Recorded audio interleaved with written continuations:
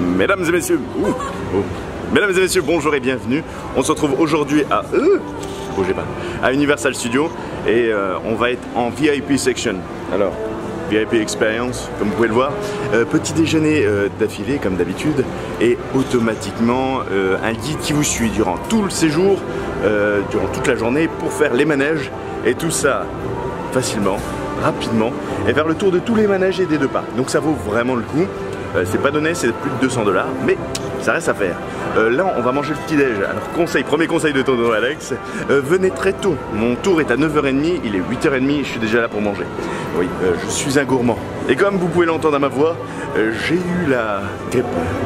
Oui, malheureusement, la Floride, il fait très chaud, la clim très froide, la pluie, tout ça, ma voix n'aime pas. Bon, enfin bref, nous voilà à Universal Studios. J'espère que cette vidéo vous plaira aussi. On va tout découvrir, les mignons, plein d'endroits, les Marvel et la section Harry Potter. Et tout ça ensemble, bien évidemment, avec la Grand Cam. Et bien évidemment, on essaiera de faire des endroits cinématographiques un peu spéciaux pour essayer de rendre tout ça très joli et très beau. Beau combo. Et nous, on doit aller dans un petit resto pour aller petit manger le petit-déj. Donc voilà, c'est parti.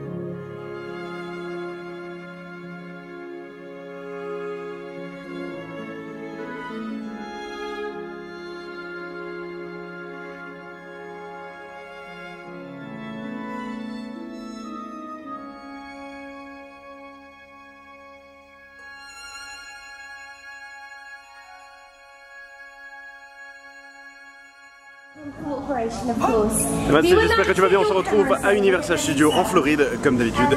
Et là je peux te dire, attends je retourne l'écran juste pour voir si je me cadre bien. Ouais, oulala, je suis bien sombre, attends, hop, bouge pas, là c'est mieux. On se retrouve là-bas, comme vous pouvez le voir, j'ai eu la coulante 1 parce que là, avec le chaud froid de la clim et puis la température astronomique de 31 degrés ici, donc c'est vraiment très compliqué. À part ça, on se retrouve donc à Universal Studios. Il y a pas mal de choses à faire, à voir. Je suis durant mon deuxième jour à Universal Studios.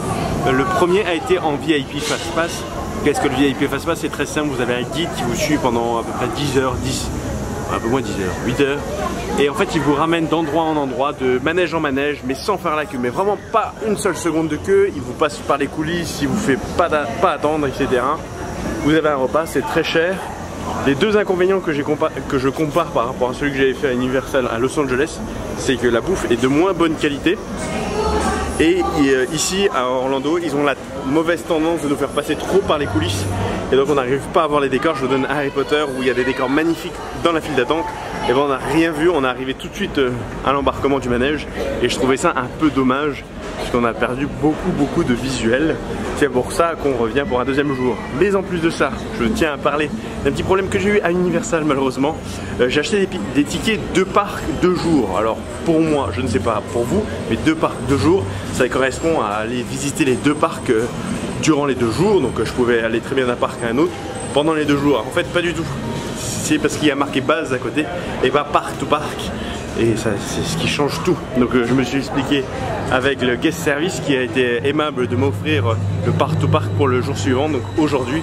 Et donc le problème est résolu, mais ça reste un problème qui je pense devrait être résolu chez eux, ce qui devrait être tout simplement changer leur désignation, parce que c'est un peu compliqué de comprendre ça.